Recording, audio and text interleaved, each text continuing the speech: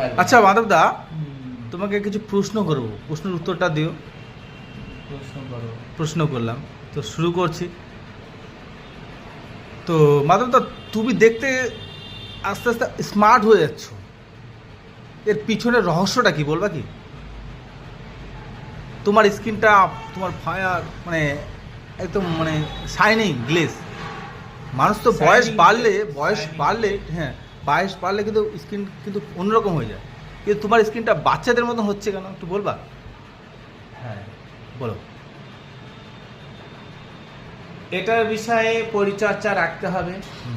পুরোপুরি শরীরের দায়িত্ব নিজের হ্যাঁ। ভগবান দিয়েছে। হ্যাঁ এই যে আমরা কোন জিনিস ভিতরে নেব, কোন জিনিস ভিতরে নেব না, হ্যাঁ। এটা ডিসাইড করতে হবে। হ্যাঁ নিয়মিত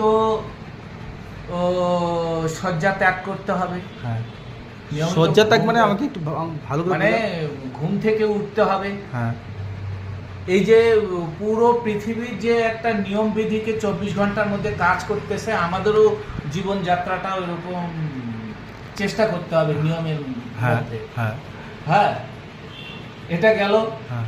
দ্বিতীয়ত, কোনো কিছু নিয়ে ডিপ্রেস চিন্তা করা চলবে না। ওকে ওকে ওকে। তাতে ভিতরের যে টিস্যুগুলো আছে সেই টিস্যুগুলো ব্লকশন হয়ে যাবে। তখন কি হবে? শরীরের বিকলাঙ্গতা আসবে। হ্যাঁ। আমি যেমন কোনো কিছু নিয়ে খুব ডিপ্রেস চিন্তা করি না বা ভাবি না।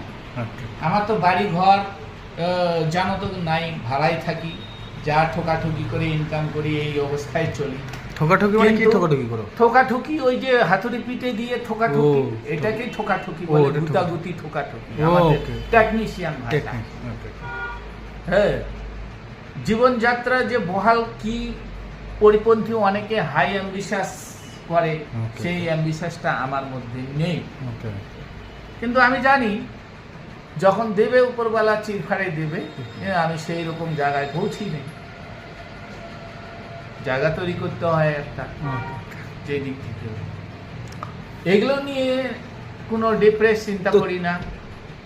তা তোমার মাধ্যমে শর্ট কথায়, মানে দুটি কথায় বলে রাখো যে অন্যরা কি করবে, জাস্ট তাদের স্কিনটাকে যাতে ভালো অন্যের- রাখতে পারে। অন্যের হুম, মেন হলো ভিতরে কি জিনিস নিব হুম, আর কি জিনিস নিব না, এটা ডিসাইড করতে হবে। কি খাবো, এক কথা ভিতরে নেওয়ার, আমার শরীরের ভিতরে, হ্যাঁ। 1 নাম্বার। 2 নাম্বার হলো নিয়মিত শয্যা